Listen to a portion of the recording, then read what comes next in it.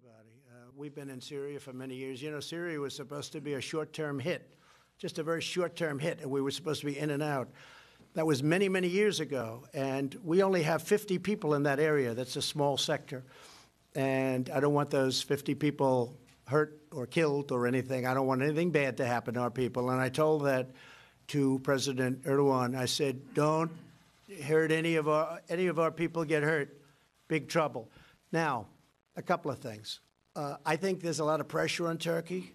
They've been fighting with the PKK for many years. They're natural enemies. Have you read today a couple of reports saying that when President Obama started this whole thing, as you know, it was started by President Obama, he created a natural war with Turkey and their longtime enemy, PKK, and they're still there, and they're still hating each other beyond anybody's belief. But I have told Turkey that if they do anything outside of what we would think is humane, to use the word a second time, we talk about Hong Kong, we talk about this, they could suffer the wrath of an extremely decimated economy. And I've done it once. I did it with Pastor Brunson. You remember the Pastor Brunson? And they wouldn't give Pastor Brunson back, and they ended up giving Pastor Brunson back pretty quickly. Their currency fell at record levels, and lots of other things happened. And it was good. I have a very good relationship with President Erdogan. I want to see it happen. I will tell you this, though. We defeated ISIS. And when we were at 96 and 95 and 97%, I sort of said, let the other countries in the area finish it off.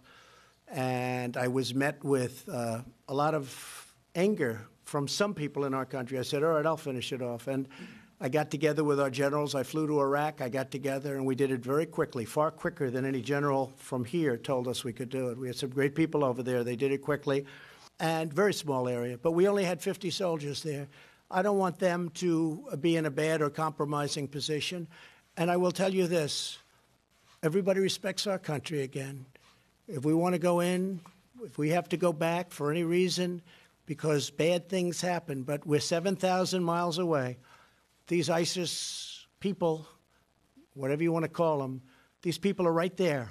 They're right there. They're touching many of these countries that I just named. Iran, as an example, hates ISIS, and ISIS hates Iran. Iraq, you know all about that. Turkey, Syria, let them take care of it. Let them take care of it. We want to bring our troops back home. It's been many, many years. It's been decades in many cases. We want to bring our troops back home. And I got elected on that. If you go back and look at our speeches, I would say we want to bring our troops back home from these endless wars. And we're like a police force over there. We're policing. We're not fighting. We're policing. We're not a police force. We're the greatest military force ever assembled because of what I've done over the last 3 years with $2.5 trillion, Mr. Ambassador, we've spent on our military. $2.5 trillion.